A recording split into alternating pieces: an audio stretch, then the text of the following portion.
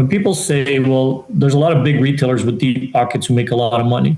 Well, here's my answer. I think if you're a retailer and you operate your business well, you should make money. That's why you get into business. So when people get criticized for making money, I think that's the wrong approach. Because what I see is those same retailers at the table with their colleagues and with law enforcement wanting to make an impact and taking the communities back. They are all there at the table saying, we are willing to work on solutions. What else can we do?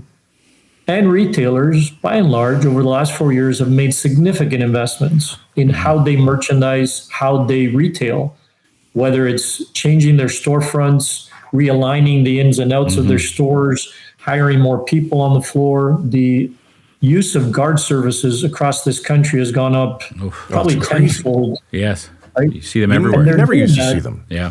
No, and that's to protect primarily your people, right? You want to send an assurance to your staff that you have someone there to protect you. In some cases, they're there to arrest the bad guys, but a lot of retailers are hands off. So there's the element of deterrence and protection, but it's that utilization. So retailers continue to make significant investments at their cost. These aren't funded by government to protect their people, their premises, and their products. And they want to see government and the judicial system step in and do as much as they can to start to impact recidivism, to reduce the amount of offending and take a more firm, direct approach on the criminals that deserve it, not the first-time offenders.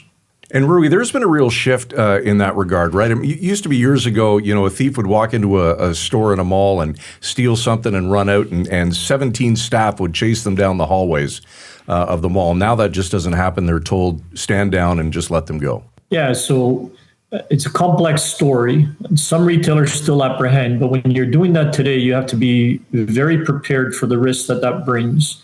The general retail worker is not prepared for that. Some of the LP, loss prevention, asset protection, even guards, there's an additional training because today you're dealing with individuals that could be under the influence. They could be dealing with mental health issues and the symptoms are the same. And you need to be able to recognize that and have empathy for those individuals that may not be aware of what they're doing, and a firm touch for those who are very aware and are violent. And when you do decide to go hands-on, you don't know what that person is going to do. When we see higher utilization of weapons, somebody pulling out a needle out of their pocket. So that whole hands-on approach has to be treated much more carefully because the risk has gone up when you are. And the criminals know that. So to your point, where a criminal might before run in, and we call it a grab and run, grab items, run out. And a lot of times most companies don't allow you to chase, but you could try to detain the individual. Whereas now we see evidence of individuals just walking in. They walk in, they make threats, they grab items, they walk out knowing that nobody is going to detain them.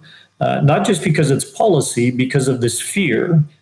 And even if they do get arrested, it's further amplified by the fact that they get arrested, they might spend the night in jail, get a nice meal, and they'll be back again tomorrow. And that gives them that confidence that, I can reoffend.